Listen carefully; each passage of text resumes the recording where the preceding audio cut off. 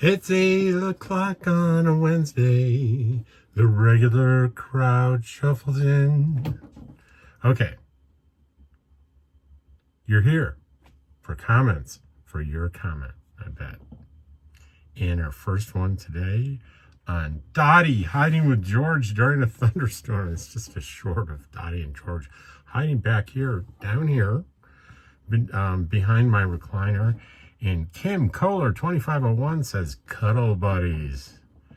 And this one, I changed the title because it was doing so poorly. I've done the positive news stories. I've done I finally smartened up, and I'm not doing them as shorts. I'm doing them as long form. The shorts have been doing so dismal, and any income that you get off shorts is like a fraction of long form. So I'm gone to long form. So I started yesterday with number 171, poop creates power. With a little poop emoji. That didn't go well. But Tommy read it, said, I don't know, Rob, this is the crappiest video yet. Great job, my friend. Never knew they did this.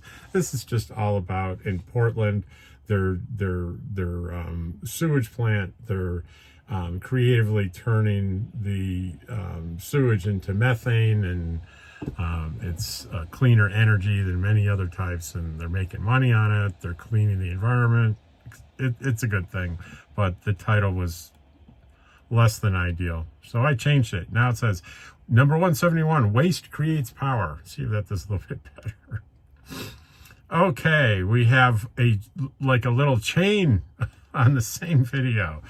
It says, mythical nomad adventure. Rob, both methane and carbon from burning are greenhouse gases. Little sad face. Well, I just said read the article. It does save greenhouse gases. It's environmentally a good thing. It's okay. Went through it, still creates global warming. You must have fallen for the revenue. Too bad. Both gases need to be sequestered. I don't know what you're talking about there. If you have a gas that provides less, like this is replacing dirty diesel. So if you have a gas that's doing less greenhouse damage than another, that's a good thing. That's good for the environment. So I just, these debates, I'm not a big fan of.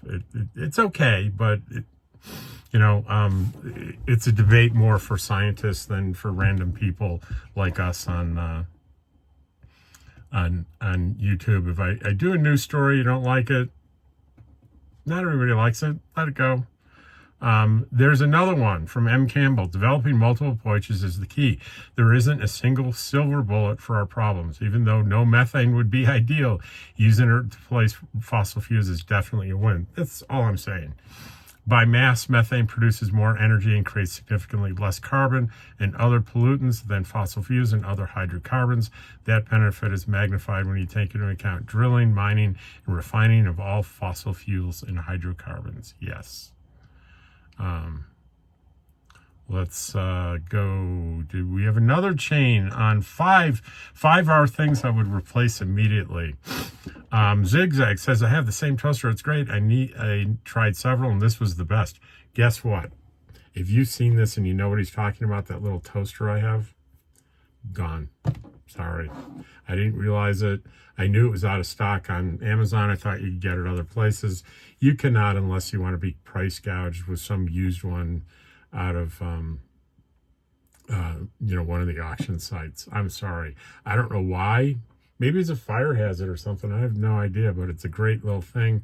It's no longer available. I think you can find maybe other versions that might be out there, but the one I showed, you can't get it. I'm sorry. He also said on the same chain, I thought you were going to say one of your new heater would be one, and that's something I would replace, but I wouldn't replace immediately because I have backup heating sources. There's lots of things that if I lost it, I would replace, but this was a list of things that I would replace like right away. I'd get right on Amazon and right away. And somebody said, how about your phone? Well, I do have a backup phone, so if I lost my phone, I'd take a minute to figure out, do I want to, if I'm in Quartzsite, do I want to drive into Yuma and pick one up? Probably. Do I want to, because if you order like an iPhone, it can take a really long time. So it's kind of a different thing, sort of. But yeah, I replaced my phone pretty quickly. But that wouldn't be very interesting in the video, would it? It's not really, no, it wouldn't be very interesting. Okay, let's see. Same thing, same Richard Cockerell says, no links. Anyways, I'm sure I can find the stuff in one of my iterations of uploading it. I lost the description. So I threw that in there real quick. I said, it's there now. I was within a minute. The links are there. Sorry about that. And here's M. Campbell says, did you get metal valve stems for your tires?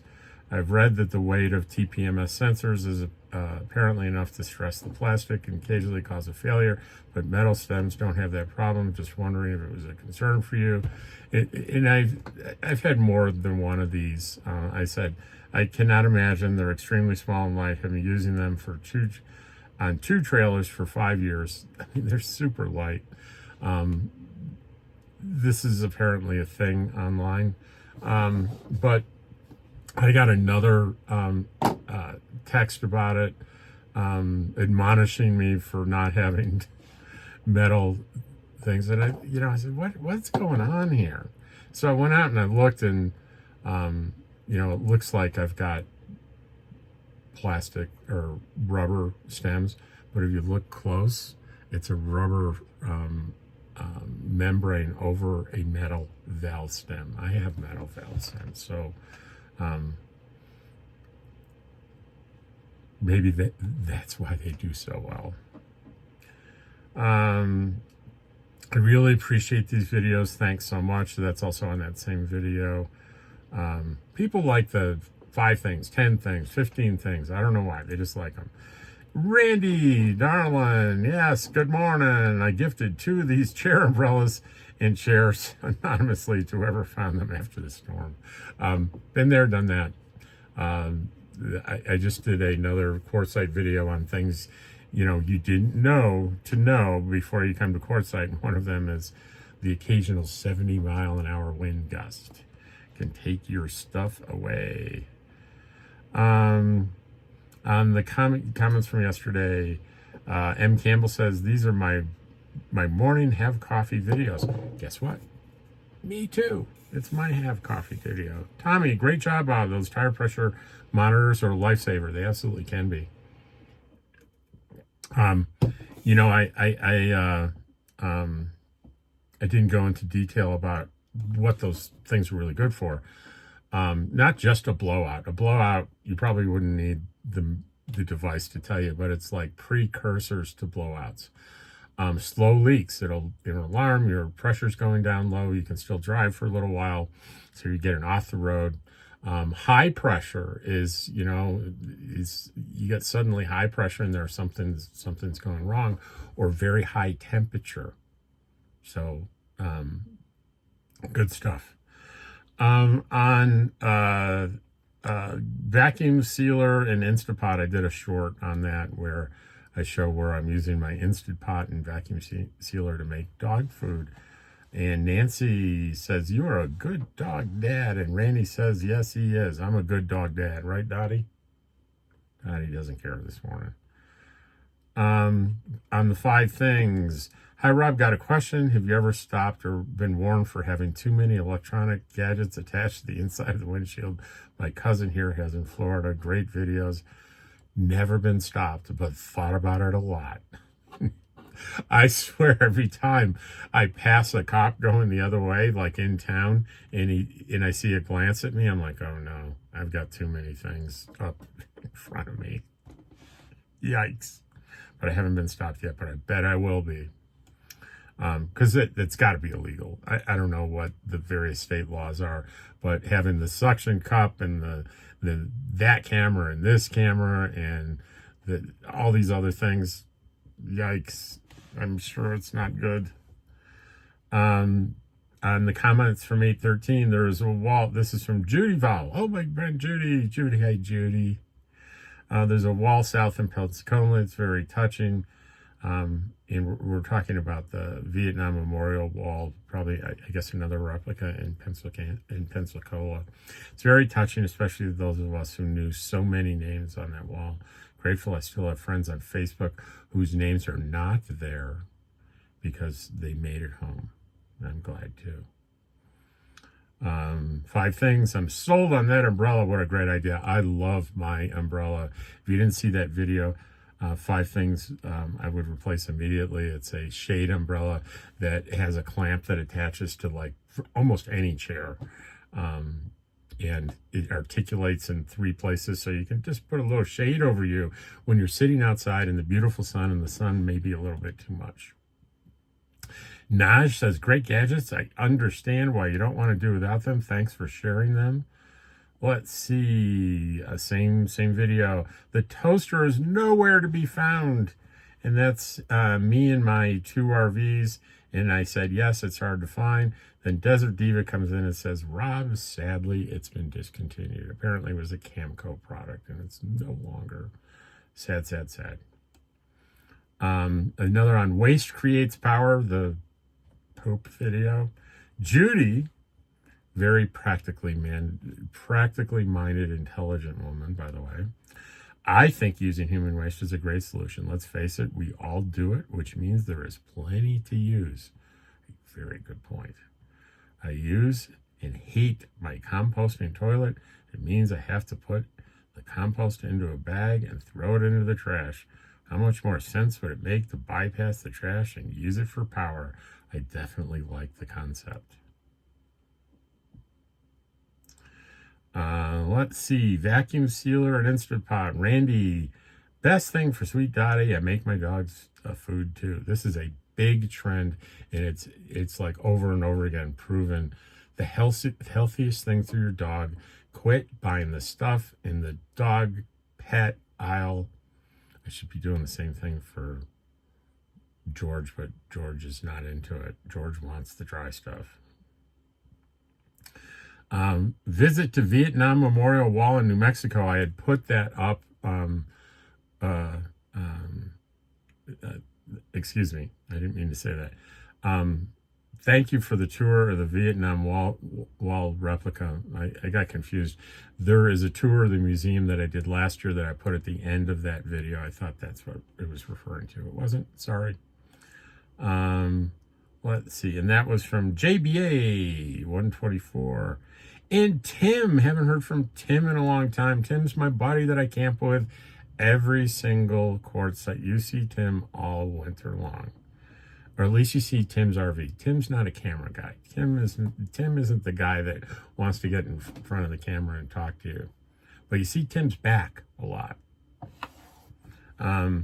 This is unveiling the perfect travel trailer and F-150 match. That's what nice RV life. That's what's nice about RV life. There's always a type of RV that fits everyone's wants or need. Looks like a pretty place you're in. It's interesting that Tim says that. Tim has a beautiful diesel pusher Class A Monaco, and it's at Tim. Tell him here what the model, make, and every year is, but it's over 20 years old, and you don't want to just go after any Monaco. It's Tim. Tell him. But I remember the first time going inside his coach, and it felt like a brand new coach, and I was stunned that it was as old as it was, and it's so comfortable. Oh my gosh. He tows a car, like a little mini SUV kind of thing. And so he has the same freedom that I do. Buses off wherever he wants, whenever he wants. And for a long time, I was like, maybe when I turn 65, which is next year, I'll get rid of this and I'll get one of those. And for the time being, I've decided not to, because I really, I have this big admiration of Tim. Tim is was in the Army, was a mechanic kind of guy in electrical and mechanical guy in the Army. So he knows exactly what he's doing, maintaining and taking care of the RV part and the engine, drivetrain, and everything of this rig. And he maintains it meticulously. Despite that, he ends up spending quite a bit of money every year on maintenance. Something goes wrong where he's got to shell out a lot of money. And that's two things scare me. One is I'm thinking I would have to shell out. He spends a lot. I would have to spend double, triple. I don't know, because he can fix most of the stuff himself, sometimes with a little bit of help. I can't. I have to get someone to do it. And he's capable of figuring out what's going wrong. It's very intimidating for me to make that investment in something that can cost me a ton of money. So that's, when you're 30 some odd foot RV class A and you're towing something, you're a lot less maneuverable than me towing my 21 foot. It's not that much, it's not that different. There's still almost equal constraints, because let's face it, my F-150 is what, 20 feet long, another 3 or 4 between that and the trailer, and another 21 feet. So we're talking in the 40s, right? Not that with trailing his car, he may be 50. I don't know. It's close. So don't exactly have the maneuverability excuse. The excuse that I do have is the fear of high maintenance costs. And maybe I'll get over that. I don't know. But for now, I think I did a video where I talked about the cost of all the components that could fail and I would have to replace in my unit here. And if all of them failed, I could replace them all with hired help for like $5,000. Sound like a lot of money? Well, that's if everything failed all at once, I could replace it all for $5,000. And I'm not sure someone with the big Class A could say anything anywhere near that. So it's a big unknown. I'm a little fraidy cat about it. We'll see what the future brings. But for now, I kind of want to keep what I have. But anyway, those are all the comments. And I hope you enjoyed them today. Today was a long one. We'll see if anybody watches it to the end. If you watched it to the end, put the secret word in the comment, and the secret word will be, I don't know what should the secret word be? The secret word will be body cam. Hang on.